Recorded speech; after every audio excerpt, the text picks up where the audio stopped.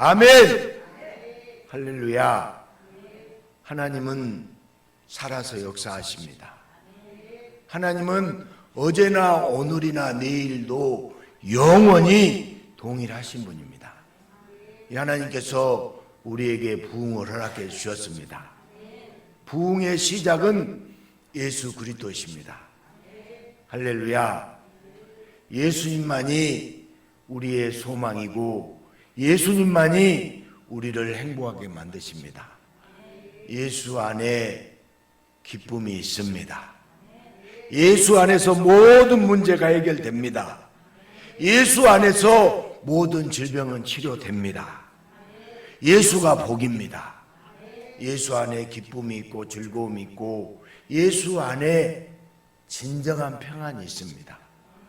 예수님 안에서 형통합니다. 우리 옆 사람에게 예수님 안에서 형통합니다. 예수님 안에서 잘 됩니다. 아멘. 우리 청년이 오셨는데 예수님 안에서 잘 됩니다. 아멘. 예수님 안에 모든 문제의 해답이 있습니다. 월급날 오랜만에 남편이 기분을 내며 외식을 하고 싶어서 아내에게 문자를 보냈습니다. 이 세상에서 귀중한 것이 세 가지가 있는데 황금, 소금, 지금이래. 여보 오늘 외식할까? 그러자 바로 아내에게서 답장 문자가 왔습니다. 현금, 지금, 입금. 남편이 한숨을 쉬며 다시 문자를 보냈답니다. 방금, 쬐끔, 입금. 저의 이야기냐고요? 아닙니다. 안타깝게도 저금 월급 앞에서 부부 사이가 가라앉았습니다. 그런데 만약 예수님이 우리에게 문자를 보내신다면 어떤 문자를 보내실까요? 지금 너의 죄 용서, 이런 문자 아닐까요? 예수님께 나오기만 하면 누구든지 무슨 죄도 다 용서받고 큰 사랑을 받게 됩니다. 오늘도 예수님의 큰 사랑에 깊이 안기는 축복된 시간이 되시기를 주님의 이름으로 축복합니다. 동서고금을 막론하고 결혼은 사람의 인생에서 매우 중요합니다. 그리고 결혼은 사랑을 전제로 다음 세대를 이어가는 가족을 형성하게 되는 거죠. 그런데 이런 결혼을 어떤 종교에서는 죄악시하기도 합니다. 결혼은 성생활이 동반되는데 이런 성적인 부분을 거룩하지 않다고 생각하며 결혼을 금지하고 홀로 거룩하게 도를 닦고 외딴 곳에서 수양을 하며 살아갑니다. 옛날에 한국의 불교는 결혼한 사람이 많이 있었다고 합니다. 그러나 지금의 불교는 결혼을 회피하고 승려들이 홀로 삽니다. 천주교 또한 결혼하면 성직자가 신부가 될 수가 없습니다. 이같이 많은 종교가 결혼을 멀리하는 것은 거룩한 종교생활 유지에 부부관계는 방해가 되고 더 나아가 성적인 것은 나쁘고 추악한 죄악이라고 생각하기 때문입니다. 옛날이나 지금이나 결혼은 거룩하게 볼 수도 있고 죄악되게 볼 수도 있는 양면성을 가지고 있습니다. 어떻게 생각하느냐에 따라 결혼을 기피할 수도 있고 적극적으로 할 수도 있습니다. 그런데 결혼을 소중히 여기지 않으면 인간에게 큰 재앙이 됩니다. 대한민국이라는 공동체가 외적의 침략이 아니라 결혼을 멀리하고 출산을 멈추면서 인구가 급격히 줄어들어 이 지구상에서 사라지게 될 수도 있습니다. 무엇을 어떻게 생각하느냐에 따라 인생의 길이 달라집니다. 그런데도 인간은 틀린 생각을 맞는 것처럼 굳게 믿고 어리석게 살 때가 적지 않은 것 같습니다. 10계명 중에 7번째 계명은 간음하지 말라입니다. 간음이라는 것은 배우자 이외의 사람과의 부정한 성관계를 의미합니다. 당연히 성이 문란해지고 가정이 파괴되는 간음은 하지 말아야 하죠. 그런데 예수님은 십계명에서 말하는 것을 더 구체적으로 더 깊게 적용하고 계십니다. 그리고 해석하고 있습니다. 음욕을 품고 여자를 보는 자마다 마음에 이미 간음하였느니라. 우리 28절 말씀 우리 다시 한번 읽어볼까요? 같이 읽겠습니다. 시작. 나는 너희에게 이르노니 음욕을 품고 여자를 보는 자마다 마음에 이미 간음하였느니라. 아멘. 이렇게 되면 오늘 본문은 상당히 부담이 되고 괴로운 말씀입니다. 행위의 죄를 넘어서 마음의 죄까지 간음이라고 예수님은 행위와 마음을 동일하게 말씀하십니다. 음욕을 품는 것만으로 이미 간음했다고 하면 간음의 죄로부터 자유로운 인간은 아무도 존재하지 않습니다. 예수님은 거기서 멈추지 않죠. 눈으로 보는 것만으로도 음욕을 품었다면 그 눈을 빼버리라고 합니다. 29절 말씀 봐볼까요? 같이 읽습니다. 시작. 만일 내 오른 눈이 너로 실족하게 하거든 빼어내버리라. 내 백체 중 하나가 없어지고 온 몸이 지옥에 던져지지 않는 것이 유익하며. 그러니까 눈으로 죄를 지으면 눈으로 보는 것은 없는 눈 빼라는 것이죠. 또한 음욕 때문에 손을 사용했다면 그 손도 오늘 도끼로 찍어버리라고 말씀하고 계세요. 30절도 한번 봐보겠습니다. 또한 만일 내 오른손이 너를 실족하게 하거든 찍어내버리라. 내 백체 중 하나가 없어지고 온몸이 지옥에 던져지지 않은 것이 유익하니라. 아멘. 마음으로 나쁜 생각을 했다가도 그러면 안 된다고 마음을 다잡고 행동에 옮기지 않는다면 그것으로 대단한 게 아닌가요? 여러분, 음란한 생각을 하고 그 눈을 보고 손으로 그랬다면 우리의 눈은 다 뽑혀야 되고 우리의 손은 다 잘라져야 돼요. 여러분 보니까 눈이 다 계시네. 손도 잘라지지 않았네요. 마음으로 은밀하게 음욕을 품었다는 이유만으로 눈을 뽑아야 하고 손을 찍어야 한다면 과연 몸이 상한 사람이 한 사람이라도 있을 수 있을까요? 이대로라면 예수님은 죄인의 구원자가 아니라 전혀 자비가 없이 죄인의 눈을 빼고 죄인의 손을 찍어내는 지도간 정죄자가 됩니다. 예수님의 말씀대로면 모든 인간은 다 망하고 다 죽습니다. 지옥에 가기도 전에 이미 이 세상이 지옥이 됩니다. 그러니까 예수님의 말씀은 잘 가려서 들어야 합니다. 눈을 뽑고 손을 자르려고 예수를 믿고 교회를 다닌 사람은 이 세상 어디에도 없습니다.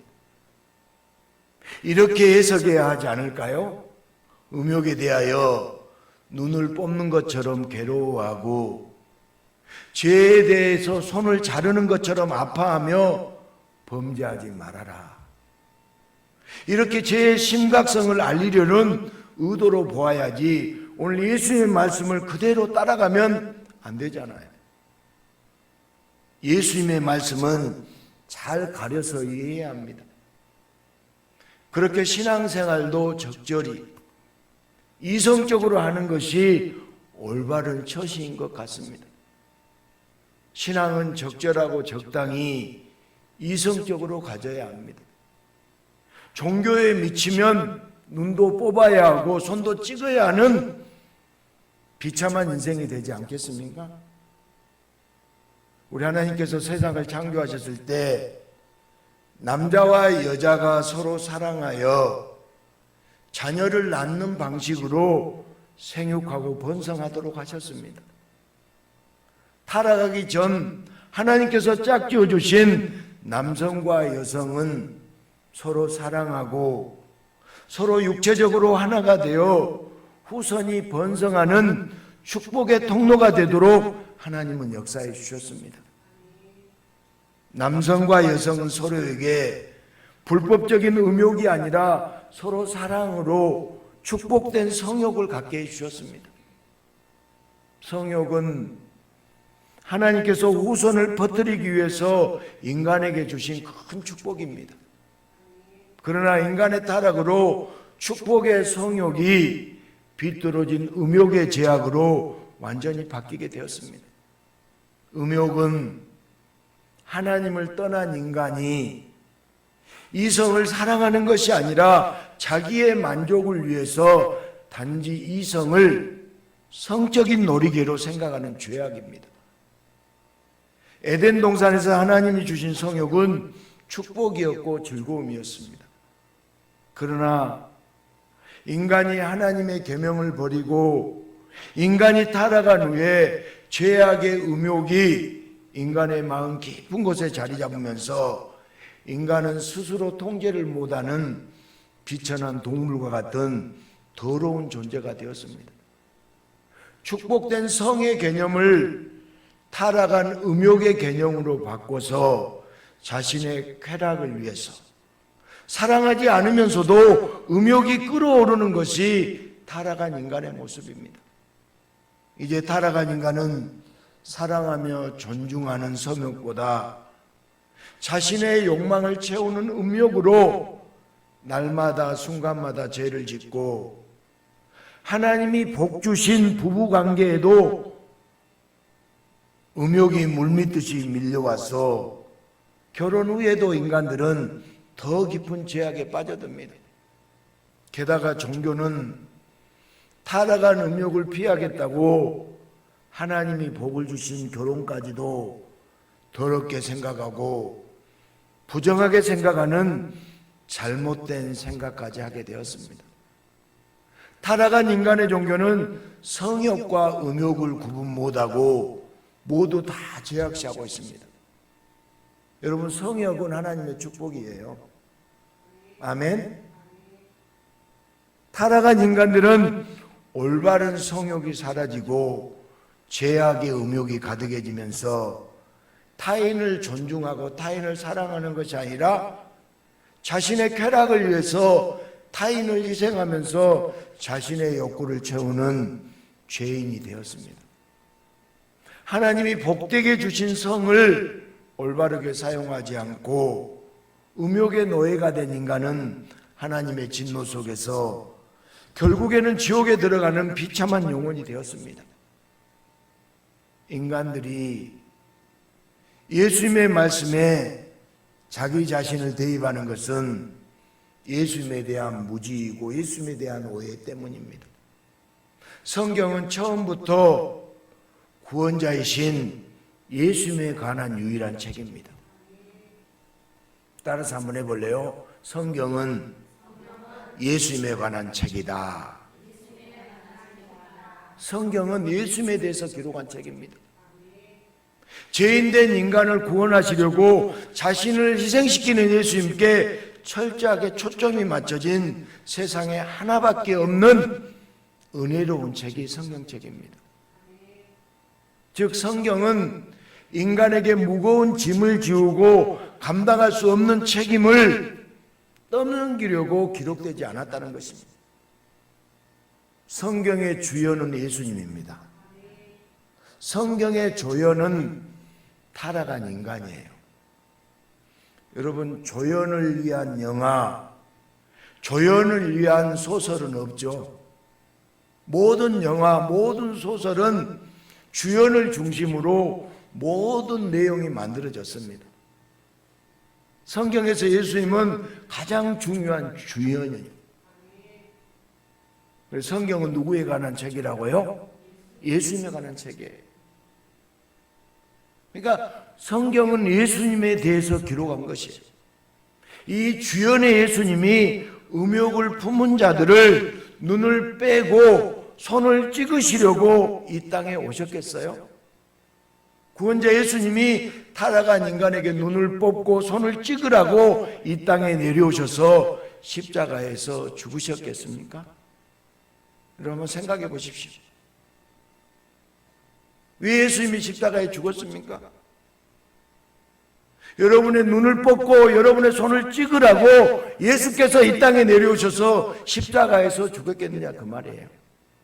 그렇지 않죠.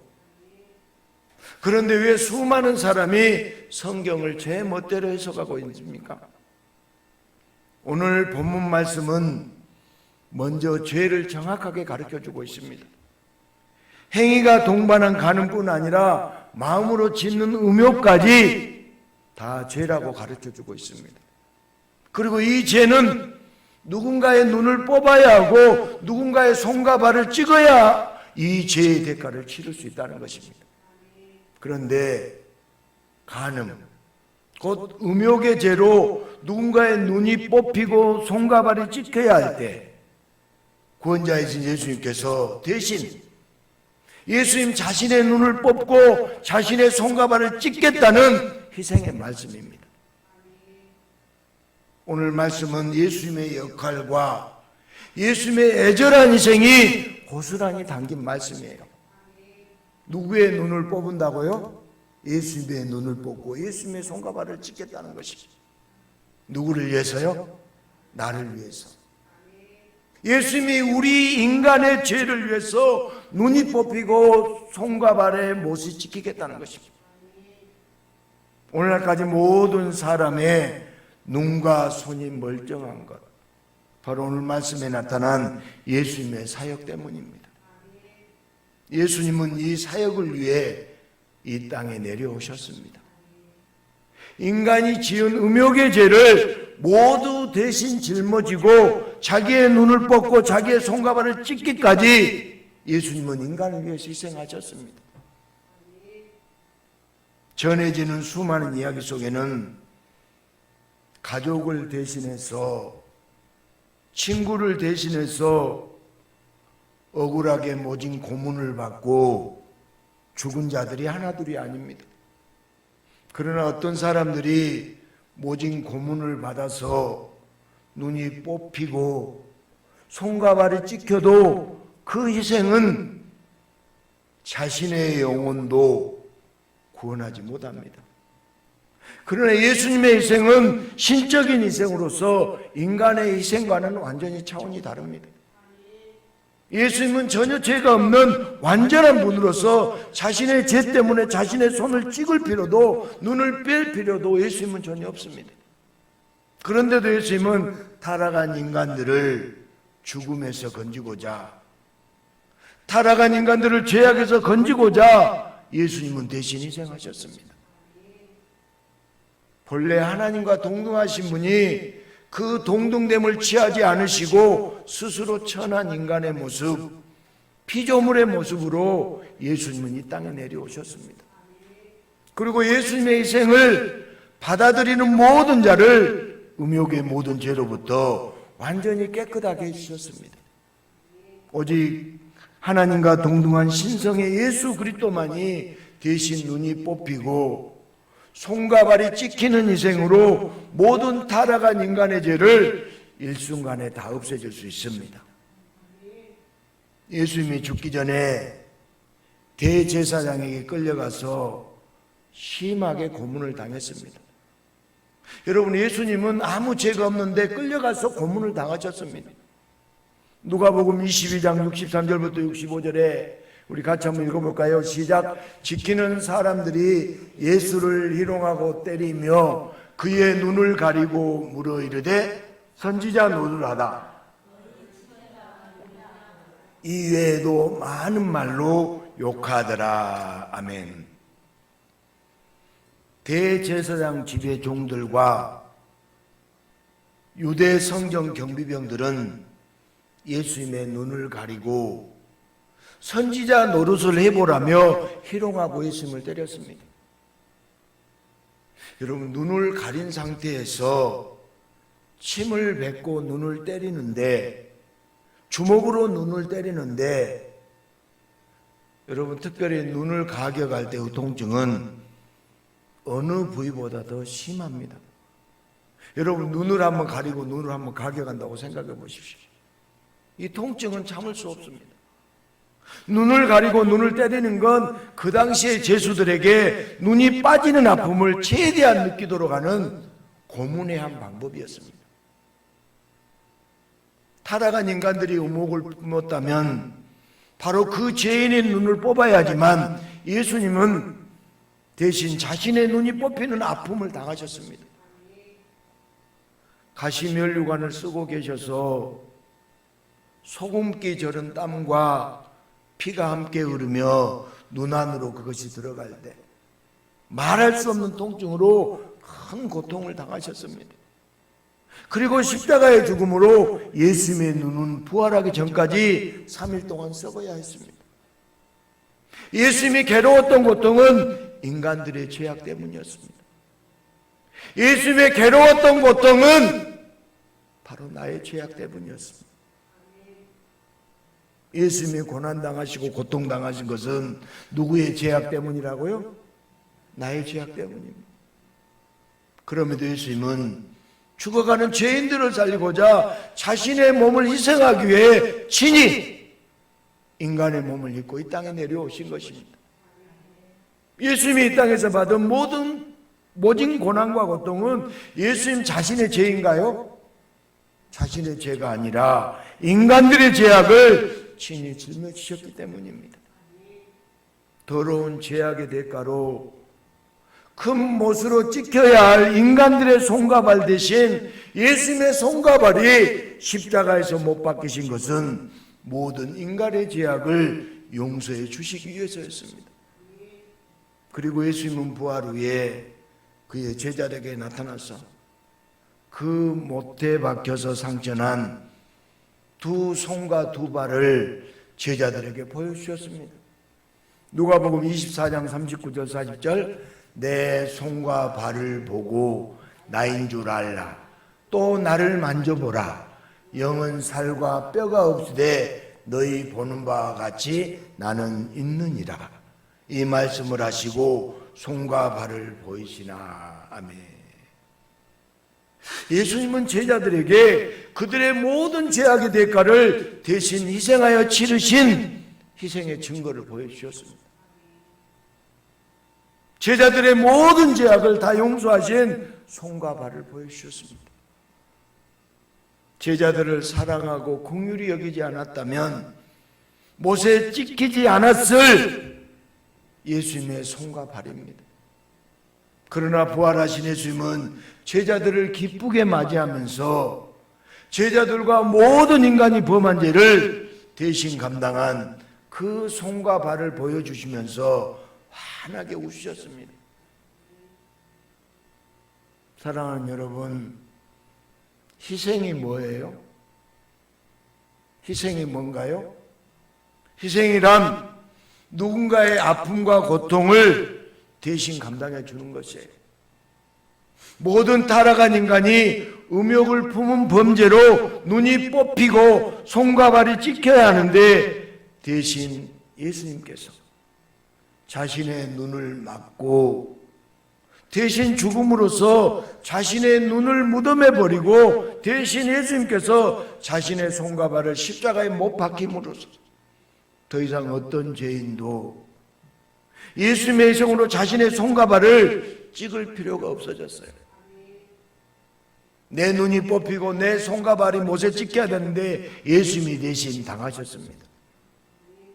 예수님의 희생으로 모든 범죄의 대가를 다 감당해 주셨기 때문에 아무리 큰 죄악을 저지른 더럽고 추악한 인간이라도 모든 죄를 용서받고 천국에 갈 때 어떤 형벌도 어떤 고통도 없이 온전한 눈과 온전한 손발로 천국에 가게 됩니다. 예수님의 희생으로 구원받은 자는 백체 중 하나도 버리지 않고 하나도 뽑히고 찍히지 않고 자신의 눈과 손을 보존한 채 할렐루야 찬양을 부르면서 천국으로 들어가게 됩니다. 하나님은 항상 선하십니다. 하나님은 항상 의로우십니다. 아멘 좀 하세요. 하나님은 항상 선하세요. 하나님은 항상 의로운 분입니다. 하나님은 죄가 없으십니다. 그렇기 때문에 하나님 아버지는 죄와 함께 할 수 있나요? 죄와 함께 할 수 없습니다. 그래서 인간이 범죄하면 반드시 그 죄값을 받아야 합니다. 이것이 세상을 만드신 하나님 아버지의 속성입니다. 그런데 인간은 손과 눈으로 죄를 지었습니다. 그래서 그 손과 발이 찍혀야 하고 범죄한 눈을 뽑아야 합니다. 그런데 하나님 아버지는 이 모든 죄값을 타락한 인간에게 지우지 않고 예수님을 이 땅에 보내주셔서 모든 죄인의 죄값을 예수님이 짊어지고 그의 손과 발이 십자가에서 대신 못에 찍히고 상하도록 하셨습니다. 그리고 타락한 인간들의 모든 죄는 예수님을 통해서 다 용서해 주셨습니다. 여러분, 예수를 믿어야 죄가 용서받습니다. 옆 사람에게 예수 믿읍시다. 예수 믿읍시다. 예수를 통해서 모든 죄가 용서받습니다. 인간들의 모든 죄는 예수님을 통해야만 용서받을 수 있습니다. 많은 사람이 하나님 아버지에 대해서 죄인을 벌주는 분으로만 오해하는 경우가 많습니다. 그러나 하나님 아버지의 계획과 은혜로운 뜻 안에서 인간은 죄값을 치르지 않고 예수님이 대신 다 짊어져서 모든 인간에게 예수님을 통해 구원으로 나갈 수 있는 은혜의 길을 열어주셨습니다. 바로 이분이 은혜롭고 자비로운 우리 하나님 아버지세요. 제자들은 유대인들의 정통대로 십계명과 율법을 지키기 위해서 날마다 애쓰고 수고했습니다. 그런데 어느 날 예수님이 지키는 행위의 수준을 넘어서 마음으로도 범죄하면 안 된다고 말씀하실 때 도저히 인간으로서는 감당할 수 없는 말씀 때문에 낙담하고 절망하게 되었습니다. 그러나 예수님이 십자가에서 죽고 사흘 만에 부활하신 후 십자가에 못 박혀서 구멍이 뚫리고 찢어진 두 손과 발을 보여주실 때 예수님이 하셨던 말씀이 제자들에게 짐을 지우고 희생을 강요한 말씀이 아니라 예수님께서 친히 희생하시겠다는 말씀이었다는 것을 깨닫게 되었습니다. 이전에는 오해했지만 제자들은 부활의 주님을 통해 부활의 예수님을 통해 진실을 알게 되었습니다. 그리고 예수님의 희생으로 범죄의 대가를 짊어진 어떤 고통과 아픔도 없이 모든 죄를 용서받고 천국에 담대히 들어가는 복된 인생을 살게 되었습니다. 제자들은 자기의 손과 발을 찍어야 하는 범죄의 대가, 형벌로부터 자유와 기쁨을 누리면서 어디서 누구를 만나든지 예수님의 희생을 자랑했습니다. 많은 사람이 정상적인 결혼 생활은 거룩함과 경건함에 방해가 된다고 생각합니다. 그래서 종교인이라면 하나님께서 창조의 질서로 만드시고 세워놓은 결혼을 회피하는 것을 당연시합니다. 그러나 이것은 오해입니다. 자신이 희생을 해야 거룩하고 경건한 것이 아니에요. 모든 종교는요, 희생을 강요합니다. 모든 종교는 희생을 통해서 종교적인 성취를 달성하려고 합니다. 자신의 손과 발을 찢고 자신의 눈을 뽑아야 그것이 진정으로 희생적인 종교생활이라고 심하게 착각합니다. 그래서 깊은 산속에 들어가서 이성이 없는 곳에서 돌을 닦겠다는 미련한 자들이 하나둘이 아닙니다. 성경에 나타난 예수님의 역할을 자기 역할로 잘못 이해해서 축복의 인생을 멀리하고 고행과 희생으로 비참한 인생을 살아갑니다. 그러나 누구든지 예수님께 나오면 예수님께서 이루어 놓으신 그 고귀한 희생 아래에서 편안하고 기쁘게 살 수 있습니다. 예수님께 나오지 않으면 자신의 희생을 내세우다가 자신의 눈을 뽑고 자신의 손과 발을 찍는 비참한 인생을 살게 되고 결국 예수님의 희생을 거부하고 예수님의 희생을 무시한 죄로 인하여 영원한 지옥에 들어가게 됩니다. 사랑하는 여러분, 성도는 자신의 희생으로 자신의 노력으로 의롭게 되고 거룩하게 되는 자가 아니에요. 아멘. 내 희생, 내 노력, 여러분 내 공로로 의롭게 되는 것이 아니에요. 교회를 다니는 성도가 자신의 죄악을 씻겠다고 눈을 뽑는다 할지라도 성도의 죄는 사라질까요? 사라지지 않을까요? 사라져요? 안 사라져요? 절대 사라지지 않습니다. 내 손을 찍어도 죄는 사라지지 않습니다. 내 눈을 뽑아도 죄는 사라지지 않습니다. 성도가 자기 손과 발을 다 찍어서 범죄의 대가를 치를지라도 성도의 죄는 여전히 남아 있습니다. 성도의 희생은 자기 자신이 지은 죄 하나도 전혀 용서받지 못합니다. 성도는 자신의 희생이 아니라 예수님의 고귀한 희생으로 범죄에 대한 징벌의 대가를 하나도 치르지 않는 자가 바로 성도예요. 누구의 공로로요? 예수님의 공로입니다. 성도는 예수님의 희생, 예수님의 공로로 평안과 기쁨 속에서 구원을 받는 자예요. 예수를 믿어야 돼요.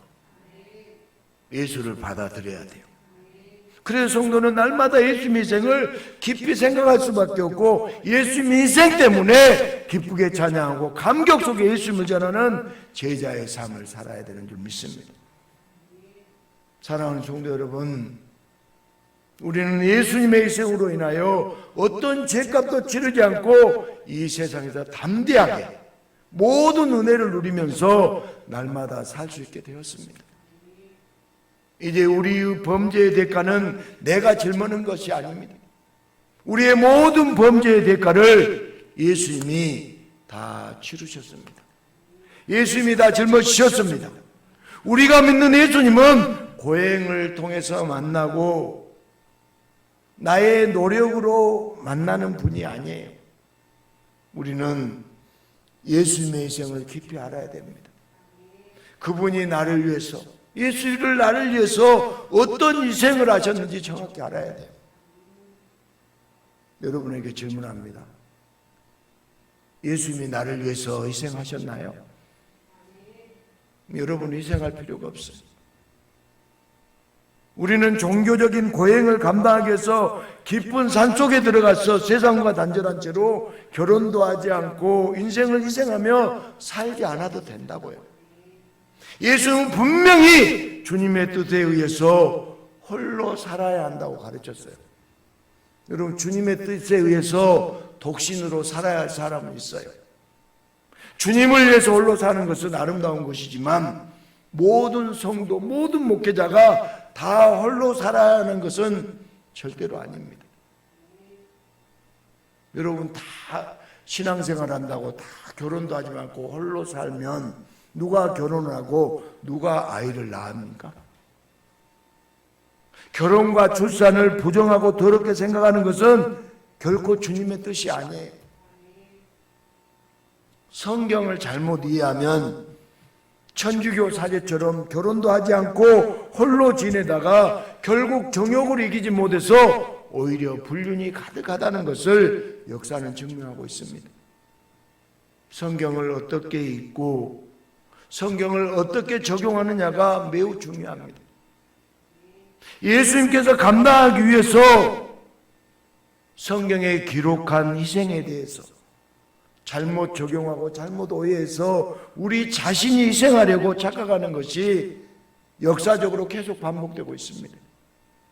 예수님의 희생에 대한 기록을 나에게 적용하면 우리는 모두가 손을 찍어야 하고 발을 찍어야 하고 눈을 빼야 하는 어리석고 멍청한 짓을 해야 합니다. 뿐만 아니라 예수님의 희생에 대한 오해와 무지로 인하여 자신도 모르게 예수님의 공로를 빼앗아 자신의 공로로 바꾸는 큰 죄악을 범하게 됩니다. 이제 우리는 범죄한 눈과 손과 발을 위해서 예수님이 희생하신 그 은혜를 기념하고 감사하고 고백해야 합니다. 그래서 우리의 구원은 내가 완성하는 것이 아닙니다. 오직 예수님이 우리의 모든 구원을 다 완성해 주신다는 것을 분명하게 알고 고백해야 됩니다. 그렇다고 예수님이 범죄의 대가를 다 감당해 주시니까 이제부터 마음껏 죄를 짓고 마음껏 악으로 달려간다면 여러분 이게 바른 길인가요? 성령이 주시는 책망과 징계를 심하게 받을 것입니다. 우리는 성령의 책망을 피하기 위해서 범죄하지 않는 자가 아니라 예수님의 희생을 깊이 알고 깊이 깨달았기 때문에 범죄하지 않을 뿐만 아니라 감사와 감격 속에 늘 찬양을 흥얼거리며 교회에서 가장 연약하고 가장 낮은 자를 위해서 예수님처럼 희생하는 성도로 살아가야 합니다. 사랑하는 여러분, 우리가 드리는 예배는 어떤 의미가 있나요? 지금 우리가 이 시간에 드리는 이 예배는 바로 예수님의 희생을 기념하기 위한 예배입니다. 예수님께서 내 범죄의 대가를 대신해서 예수님의 손과 발이 찢기고 예수님의 눈이 뽑히는 극심한 아픔과 고통 속에서 죽었기 때문에 우리를 위해서 대신 희생해 주신 것을 감사하고 기념하는 것이 바로 예배입니다. 여러분에게 한번 묻습니다. 예수님이 나 대신 십자가에 죽은 걸 믿습니까? 예수님이 내 대신 십자가에서 저주의 죽음을 죽으신 건 믿습니까? 손에 못이 박히고 발에 못이 박히는 것을 믿습니까? 그것을 희생해 주신 것을 감사하고 기념하는 것이 예배예요. 예배는 단지 나의 소원을 바라는 예배가 되면 안 됩니다. 나의 소원을 애원해서 세상의 쾌락을 얻는 것은 우리 예배의 핵심이 아니에요.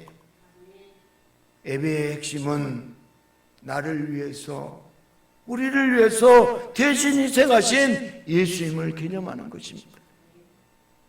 예배를 나의 소원을 아래는 천한 행위로 낮추면 절대로 안 됩니다.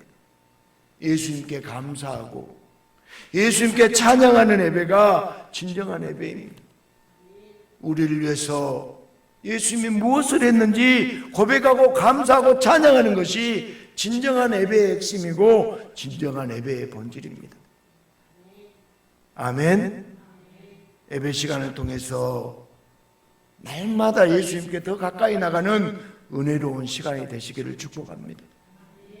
예수님이 나를 위해서 무엇을 이루어 놓으셨는지 예배 시간에 그 희생의 은혜를 경배할 때 비로소 우리의 삶에는 세상이 알지도 못하고 세상이 줄 수도 없는 놀라운 평안과 은혜가 넘치도록 가득해집니다. 만약 예배 때 내 시간을 희생하고 내 인생을 희생해서 예배에 참석했다고 오해하면 예배 시간에 졸거나 딴 생각에 잠길 수밖에 없습니다. 출석도장 찍었으니까 원하는 소원만 이루면 된다고 생각하기 때문입니다. 결국 자기 희생으로 종교적 본능에 따라 신앙생활하는 자는 비참하고 힘든 인생을 살 수밖에 없습니다. 그러나 예배 때 예수님의 희생을 정확히 알고 예수님의 희생을 감사하면 우리의 죄를 위해서 눈이 뽑히는 고통과 손과 발이 대못에 찢기는 희생을 감당하신 예수님이 우리의 남은 인생을 기쁨과 감사와 감격 속에 풍성한 인생으로 살도록 날마다 역사해 주십니다. 노년이 될수록 기쁨과 평안이 몰려오는 복된 인생이 바로 예수님의 희생으로 더 이상 남은 인생에서 고난과 희생이 필요 없는 하나님의 은혜를 깊이 받은 자들의 인생인 줄 믿습니다. 오늘도 예수님의 희생에 감사와 찬양을 돌리면서 예배 시간에 가장 큰 은혜를 받고 하나님 아버지의 마음을 흡족하게 하는 성도들이 바로 이 자리에 저와 여러분이 되시기를 주님의 이름으로 간절히 축복하며 기도합니다.